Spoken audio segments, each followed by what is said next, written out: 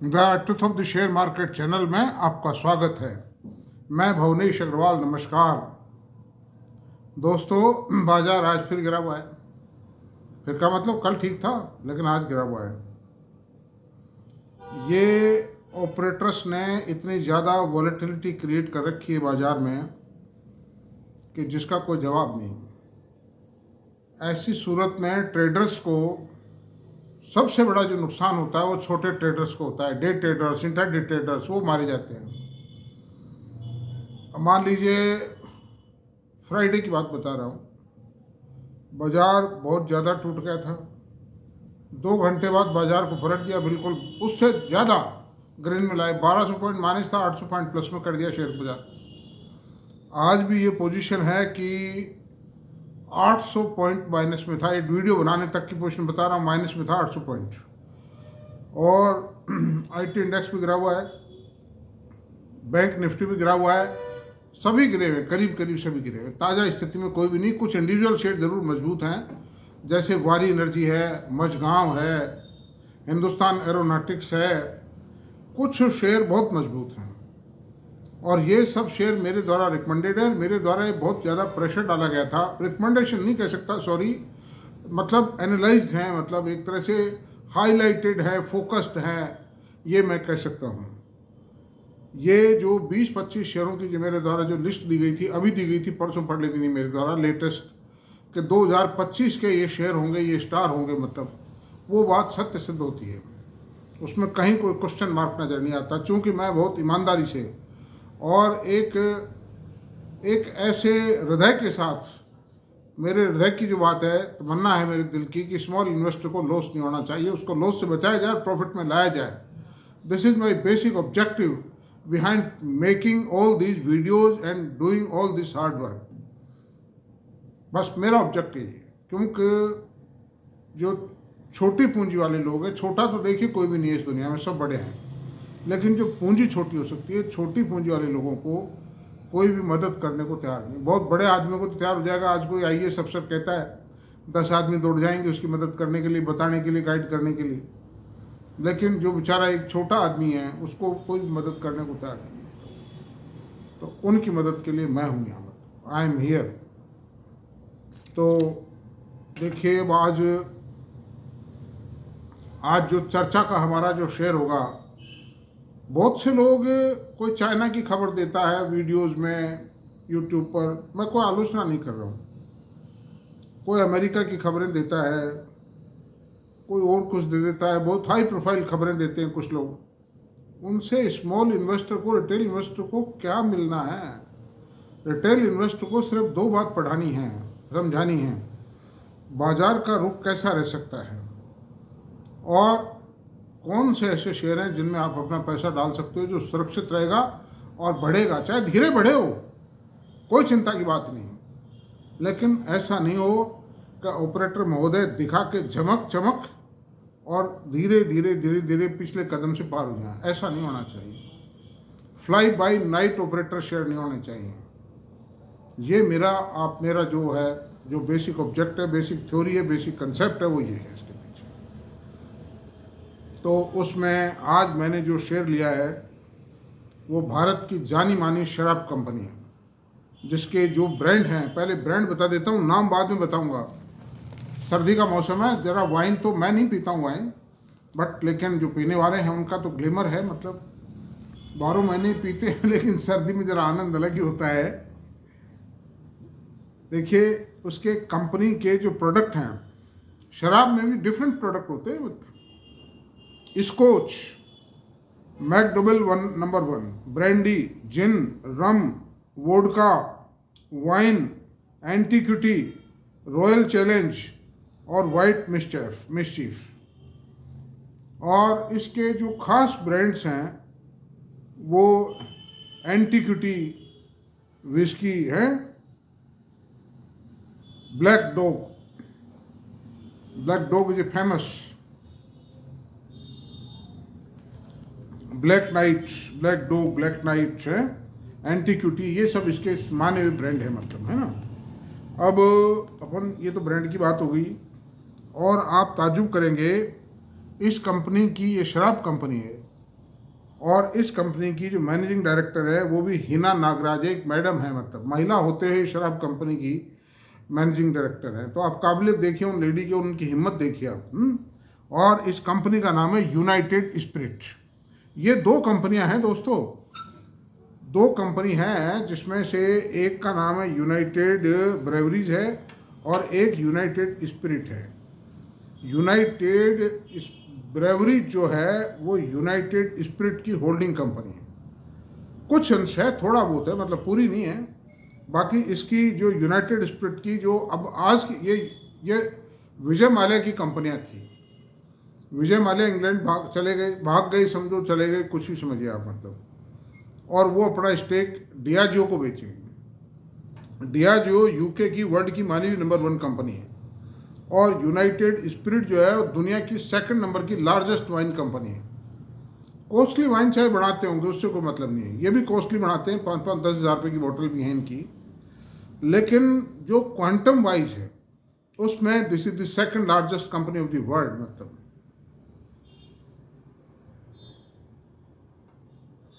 तो इन कंपनियों की ये एक एफएमसीजी है, फास्ट मूविंग कंज्यूमर गुड्स।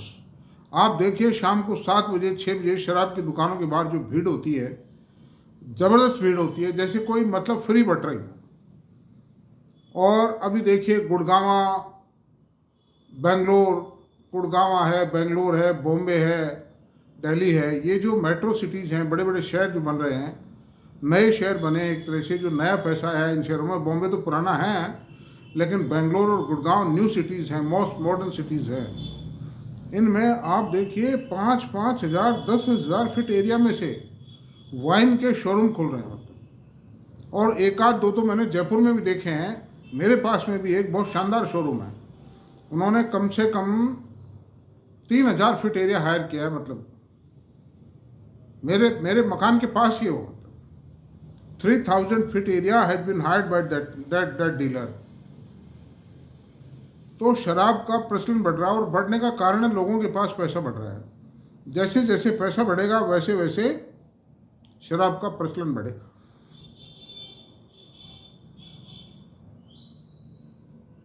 इसका सीधा संबंध पैसे से, चाहे वो सरकारी सेक्टर के लोग हों, चाहे वो कॉन्ट्रैक्टर्स हों, चाहे इंजीनियर्स हों, चाहे डॉक्टर्स हों, चाहे कोई प्रोफेशनल्स हों, MBAs हों, कॉरपोरेट एग्जीक्यूटिव्स हों, कोई भी हों, वो कहीं ना कहीं कुछ न कुछ तो लेते ही हैं, कभी ना कभी तो लेते ही हैं। पार्टियां होती हैं, पार्टियां को प्रचलन बहुत बढ़ रहा है। पार्टी मतलब आप देखिए कि मैंने ये जो दिल्ली रोड है, जयपुर दिल्ली रोड है, हाईवे है, इस पर एक बहरोड में एक मिडवे है। यहाँ पर भी मैंने कई लेडीज़ को जो खुद गाड़ी चलाती हैं और खुद ही सब कुछ करती हैं, वो लेडीज़ भी ड्रिंक करती हैं। वरना पहले लेडीज़ ड्रिंक नहीं करती थी, आजकल लेडीज़ में भी ड्रिंक करने का फैशन बढ़ता चला जा रहा है। तो सबसे बड़ी बात, मैं कोई सपोर्ट नहीं कर रहा। वो लोग कहे साहब मैं शराब के शेयर को सपोर्ट कर रहा हूँ, आई एम नॉट सपोर्टिंग। हमारा तो वास्ता इतना सा है कि भाई हम इसमें इन्वेस्ट कहाँ करें, किस शेयर में इन्वेस्ट करें। तो ये भी एक शेयर है जिसमें इन्वेस्ट कर सकते हैं, हमारा पैसा सुरक्षित रहते हुए बढ़ता रहेगा। Safety and growth both are there. और कैश, शराब का जो धंधा है, शराब की बिक्री कैश में होती है, शराब उधार नहीं बिकती है कभी भी। और शराब का जो मेन और मेजर रॉ मटेरियल है वो स्पिरिट तो है ही। खैर, स्पिरिट के बिना तो शराब बनती ही नहीं है, स्पिरिट भी यही कंपनियां बनाती हैं। लेकिन अंगूर जो है ना, ग्रेप्स, वो मेन जो रॉ मटेरियल है वो ग्रेप्स है। और बता दूं, इस कंपनी के मैं आपसे बताऊं, देखिए 11 तो खुद के प्लांट हैं इंडिया में, 11 प्लांट्स, हैदराबाद, चेन्नई, बॉम्बे, महाराष्ट्र, अलवर, और ये जो भी बड़े बड़े शहर हैं इनके आसपास के इलाकों में शराब के 11 प्लांट तो खुद के हैं। और 30 प्लांट ऐसे हैं जिनसे कॉन्ट्रैक्ट बेसिस पे वाइन बनवाते हैं, मतलब बनाते वो हैं, ये उनसे खरीद लेते हैं। वही जैसे मतलब डिक्सन और अंबर करते हैं, उसी तरह in the same way they are doing. इस कंपनी को एक अंग्रेज ने 1826 में बनाया था। 198 साल पहले बनी थी ये कंपनी। मालिक बदलते रहे, स्वरूप बदलता रहा, प्रोडक्ट बदलते रहे, लेकिन 198 साल पुरानी कंपनी है ये मतलब। और इतने प्रोडक्ट हैं, इतने प्लांट हैं इसके कि पूछो मत ये। तो अब ये तो सब हो गया प्रिलिमिनरी सब। ये शराब में ग्रोथ आएगी, आके रहेगी। अच्छा, अब देखते हैं मैं जिस तरह होटल कल्चर बढ़ रही है, मतलब मैरिजेस के अंदर भी शराब पी जाती है। पहले जो थोड़ा सा जो मिडिल क्लास के लोग थे, थोड़ा पढ़े, मतलब ऐसे देशी लोग जो थे, वो ड्रिंक वगैरह वहाँ नहीं होती थी, लेकिन अब वहाँ भी होने लग गई है। तो शराब की बिक्री तो बढ़ेगी, इसको कोई रोक नहीं सकता। और मैंने यूरोप, सिंगापुर, मलेशिया, दुबई में तो नहीं है इतना प्रचलन, खैर छुप के थोड़ा सा तो कुछ अपना कुछ सर्टन एरियाज में पी सकते हैं, सर्टन प्लेसेस पे पी सकते हैं। बाकी यूरोपियन कंट्रीज़ के अंदर I have visited several countries, तो उनमें तो ये पोजीशन है कि जो रेस्टोरेंट है सड़कों पे है। सड़क का मतलब जैसे यहाँ दुकान है उसी तरह रेस्टोरेंट भी है, यहाँ भी है उस तरह के रेस्टोरेंट। वो ठीक है, हल्के हैं, वो वहाँ के थोड़ा बढ़िया है, थोड़ा साफ़ सुथरे हैं। फुटपाथ को उन्होंने हायर कर रखा है, उस पर टेंट लगा रखा है और उसके नीचे 10-20 टेबल कुर्सियाँ रखी हैं और उस पर दिन के अंदर ही वो जो वहाँ के नेटिव्स हैं वो शराब पीते हैं। बाद में वो कोई नाश्ता वाश्ता करेंगे, पहले वो शराब पी रहे आते। और वो मैं जब भी जाता हूँ, वहाँ की सर्दी तो मुझे टॉलरेट हो नहीं सकती, जब भी मैं जाता हूँ तो वो आप समझिए कि मई जून में जाता हूँ, उस हालत में भी वो ड्रिंक करते हैं। मतलब आई सरप्राइज टू नोट, चाहे लेडीज हो चाहे जेंट्स हो, वहाँ कोई फ़र्क नहीं इस लिहाज से। तो भारत में भी वही स्थिति आने वाली है, क्योंकि भारत एक गरीब देश था। Now India is going to become prosperous, और इसमें भी शराब का प्रचलन बढ़ता चला जाएगा। ये बहुत कॉमन बात हो गई। पहले किसी शराब पिए हुए आदमी को देख लेते थे, जब मेरी छोटी एज थी तो उस आदमी के पास नहीं जाते थे, आप समझो, डर लगता था उस आदमी से। पूरा गांव, पूरा मोहल्ला जो था उससे नफरत करता था। लेकिन अब कुछ भी नहीं, अब तो now it has become a fashion, status symbol है, तो ये है। तो दोस्तों अब इसके फिनेंशियल्स पे विचार कर लेते हैं। सबसे पहले तो ये देखते हैं मार्केट कैप कितना है। इसकी दूसरी कंपनी और भी है, वो जो यूनाइटेड ब्रेवरीज जो है वो इसकी एक तरह से होल्डिंग कंपनी है, और that company is known for beer brands and this United Spirit is known for ये कहेंगे कि शराब के ब्रांड्स के लिए जानी जाती है ना। अच्छा, अब इसकी मार्केट कैप देखते हैं, 1,12,427 करोड़ रुपये। करंट प्राइस 1,546 रुपये। हाई लो 1,648 और 1,048 के बीच में इसे रन किया है, यानी एक साल में 500 रुपये तो बढ़ी गया।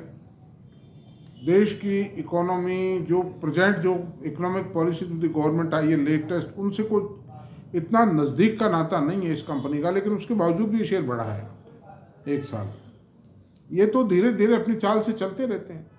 हाई लो 1,648 से 1,048 है ना। Price earning ratio 78.1। अब आप ये कहेंगे साहब पी रेशो ज़्यादा है, लेकिन नहीं, ये ज़्यादा नहीं है। क्यों नहीं है ये? कि एक तो ये परमानेंट कंपनी, नेचर कंपनी है, एवरग्रीन बिजनेस है इसका। इसमें ऐसा नहीं कि साइकिल है, कोई फ्लक्चुएशन आ रहे हैं। वैसे जो पीयर्स हैं, जो पूरी जो वाइन इंडस्ट्री है, यानी क्या कहें शराब इंडस्ट्री है, लीकर इंडस्ट्री है, उसका एवरेज पी रेशो 42.79 है, लेकिन उसमें देशी शराब बनाने वाली भी कंपनी है। ऐसी शराब कंपनी जिनका कोई ज़्यादा तिलक नगर इंडस्ट्रीज है जैसे, है कि नहीं। फिर और कई कंपनियां हैं, मतलब और भी कई हैं कंपनियां, रेडियंट है जैसे, है नहीं, ये रेडियंट है और कई हैं मतलब, लेकिन वो कोई माने नहीं रखती वो कंपनी। ये कंपनी अलग है, इसका सुपीरियर ब्रांड है, फॉरेन ब्रांड है ये, मतलब कंपनी की बुक वैल्यू 105 रुपये है और डिविडेंड यील्ड 0.57%। ROC 27.9 है, ROE 21 है, फेस वैल्यू 2 रुपये है। 5 ईयर्स के अंदर इसने दिया है 676 से 15.46, 2.5 गुना कर दिया भाई। तो 2.5 गुना 5 साल में काफ़ी होता है, ऐसी बात नहीं है। कौन करता है, कहाँ करता है? निश्चिंत भाव से, कोई चिंता फिक्र वाली बात नहीं इस शेयर में। ये ऐसे शेयर है, ये ना तो एक कंपनियां बंद होने वाली। विजय माल्या चाहे भाग गया, लेकिन कंपनी तो नहीं भागी ना। कंपनी तो एग्जिस्ट करती है अपनी जगह। और विजय माल्या भी मूर्खता थी उसकी कि उसको जाना नहीं चाहिए था। इस कंपनी में इतना पैसा था, वो शेयर बेचे, उसके बजाय ये पैसा वो जो बाकी था गवर्नमेंट बैंकों का वो चुका देता। उसके बावजूद भी उसके पास सरप्लस पैसा बचता। तो धंधे से गया, रेपुटेशन गई, सब कुछ गया। वो मूर्खता थी उस आदमी की, वो कोई समझदारी का कदम नहीं था। लेकिन वो विजय विट्ठल माल्या साहब जो थे, वो थे एक्चुअली तो इस ग्रुप के प्रमोटर। वो इनके फादर थे विजय माल्या के, और वो एक बहुत ही एक डिसिप्लिन्ड आदमी थे, डेडिकेटेड वर्कर थे। उनमें कोई ऐब नहीं था, मतलब बहुत अच्छे आदमी थे। उनकी 58 साल की एज में डेथ हो गई थी। मेरे शेयर बाज़ार में आने के बाद डेथ हुई है उनकी। और मेरे पास जो दवाई वाई लेने के, मैं एक फार्मा कंपनी में था, सरकार की कंपनी थी वो, मैं पोस्टिंग था। मेरा कंपनी क्या थी, वो डिस्ट्रीब्यूटर थे, मतलब एम्प्लॉयज़ को दवाई देते थे, मतलब वो तो उसमें था। तो वहाँ भी कुछ कंपनियों के एजेंट आते थे, जिसमें हैक्स्ट कंपनी थी दवाई की, वो इनके पास थी, विजय माल्या के पास। तो वो भी विजय माल्या को, कोई उसके एम्प्लॉय होते भी उसको अप्रिशिएट नहीं करते थे कि साहब दुनिया का नंबर 1 सटोरिया है, जुआरी है, और दफ्तर नहीं आता है। जिस दिन आता है उस दिन 24 घंटे रुकता है, वहीं सारे ऐप करता है वो। तो ये रईस था, गुड़दौड़ में सट्टा लगाना, शराब पीना, और कई तरह के मतलब इस प्रकार के अंडू उस आदमी में ऐप थे, जिसके कारण उसको डूबना पड़ा। अच्छा, अब P&L अकाउंट देख लेते हैं इसका। क्वार्टरली रिजल्ट्स को देखते हैं पहले। तो 3 क्वार्टर्स को कंपेयर करेंगे, सितंबर 23, जून 24 और सितंबर 24। सेल्स 2869 करोड़ रुपए, जून 24 में 2769 करोड़ रुपए, और सितंबर 24 में 2844 करोड़। बहुत बड़ी बढ़ोतरी नहीं है ईयर ऑन ईयर सेल में, लेकिन है फिर थोड़ी बहुत है, मामूली, ज़्यादा मतलब बढ़ोतरी उसमें नहीं आई मैं आपसे बताऊँ। लेकिन प्रॉफिट मार्जिन बढ़े हैं इसका मतलब प्रोडक्ट की डिमांड तो है ही भाई। इसमें मार्जिन जो हैं सितंबर 23 में 16% थे, जून 24 में 26% रहे, और सितंबर 24 में 18% है। इसमें शराब इंडस्ट्री का एक ऐप थोड़ा सा ये है, कमी ये गड़बड़ है कि इस पर रेगुलेटरी रेस्ट्रिक्शंस बहुत ज़्यादा हैं और फिजिकल लेवीज बहुत ज़्यादा हैं इसमें। तो इसलिए इनका आप देखिए कि इतनी कॉस्टली शराब बिकते हैं, वो पानी तो है और क्या है, वो एक अल्कोहल युक्त वाटर है, इससे ज़्यादा कुछ नहीं है। लेकिन और इतना महंगा भी बिकता है, 1000 रुपये, 800, 2-3 हज़ार की एक बोतल है। उसके बावजूद भी इसमें 18%, 16% मार्जिन ही आ पाता है। लेकिन फिर भी वो भी सही है, क्योंकि वो सेफ है। नेट प्रॉफिट है 339 करोड़ रुपए, सितंबर 23 में 339 करोड़ रुपए, जून 24 में 485 करोड़ रुपए, सितंबर 24 में 341 करोड़ रुपए। अर्निंग पर शेयर 4 रुपये 66 पैसे थी सितंबर 23 में, जून 24 में 6 रुपये 67 पैसे हुई। देखो ग्रोथ आई है ना, EPS बढ़ी है मतलब, और प्रॉफिट भी ज़्यादा था जून 24 का, 485 करोड़ रुपए था। 26% मार्जिन थे उस वक्त शराब के, मतलब। और नेट प्रॉफिट सितंबर 24 में 341 करोड़ रुपए था, EPS 4 रुपये 69 पैसे। तो ऊंचा नीचा होता रहता है, लेकिन आप देखोगे ईयर ऑन ईयर, अभी आप P&L अकाउंट जब देखेंगे पता पड़ेगा आपको, ईयर ऑन ईयर या साल 2 साल में 3 साल में ग्रोथ आती रहती है।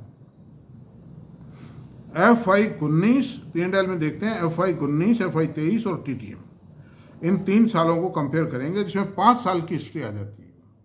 सेल 9,341 करोड़ रुपए, FY23 में 10,612 करोड़ रुपए, और TTM 11,390 करोड़ रुपए। क्वार्टरली में तो क्या सीजनल इफेक्ट भी रहते हैं, कोई रॉ मटेरियल महंगा हो गया, अंगूर की फसल कमज़ोर हुई, सेवरल फैक्टर्स आते हैं, अल्कोहल महंगा हो गया, ये जो अल्कोहल, ये जो स्पिरिट है मान लो महंगी हो जाती है, कॉस्ट बढ़ जाती है। और देखो बढ़ा है, यहाँ बढ़ा है ना, 5 साल के अंदर 20-25% की सेल में बढ़त आ गई, मतलब। और मार्जिन बहुत बड़े हैं इसके। मार्जिन जो 13-15% थे FY19 में, वो FY23 में 13% हुए, घटे हो, लेकिन 24 में फिर 18% हो गए। नेट प्रॉफिट 684 करोड़ रुपए FY19 में, FY 23 में 1126 करोड़ रुपए, TTM ट्रेलिंग 12 मंथ्स में 1417 करोड़ रुपए। प्रॉफिट कंटिन्यूस बढ़ रहा है, कभी वॉल्यूम के कारण बढ़ जाता है तो कभी मार्जिन बढ़ने के कारण बढ़ जाता है। अर्निंग पर शेयर 9 रुपये 64 पैसे और TTM में EPS 19 रुपये 48 पैसे। It has become just double in the last 5 years. 5 साल में ले दे के डबल तो EPS हो गई, तो ये तो बहुत बड़ी बात है। तो तिगुना शेयर होना ही होना है, 5 साल में 2.5 गुना हो गया शेयर, इसीलिए 2.5 गुना हुआ है। मार्केट का जो नंबरिंग सिस्टम है, जो नंबर देता है, वो एक एक पॉइंट को, कण कण को छान के देता है। वो कई लोग सोचते नहीं साहब सट्टा है तो ऐसा नहीं होता है। ऐसा होता है, कुछ बहुत कम शेयरों में होता है। अब कंपाउंडिंग को चेक करते हैं इसकी को 10, 5, 3 और 1 साल की सेल की, प्रॉफिट की और इक्विटी प्राइस की ग्रोथ की। मतलब सेल में 1% ग्रोथ आई 10 साल में, 5 साल में 4% आई, 3 साल में 12% ग्रोथ आई, 1 साल में 15% ग्रोथ आई। अब प्रॉफिट में देखते हैं, 10 साल में 9%, 5 साल में 16%, 3 साल में 52%, 3 साल में 52%, वो सारी कसर मेट दी, वो 10 साल की जो 1% रही, और 1 साल में 12%। तो ये दिखाता है कि 10 साल पहले ग्रोथ नहीं थी वाइन इंडस्ट्री में, शराब मतलब लीकर इंडस्ट्री में, एंड नाउ ग्रोथ जो 3 साल में 52% आ गई। आप देखो पहले 1% ही थी 10 साल। अच्छा, अनदर थिंग, इक्विटी प्राइस में ग्रोथ 11% 10 साल में, 20% 5 साल में, 3 साल में 20% और 1 साल में 37% इक्विटी। तो ये इक्विटी की जो प्राइसेस बढ़ रही हैं, मार्जिन बढ़ रहे हैं, ये इस बात को शो करता है कि इंडस्ट्री ग्रोथ डिलीवर कर रही है और ज़्यादा करने को तैयार है, क्योंकि अंतिम 1 साल में 37% ग्रोथ आई।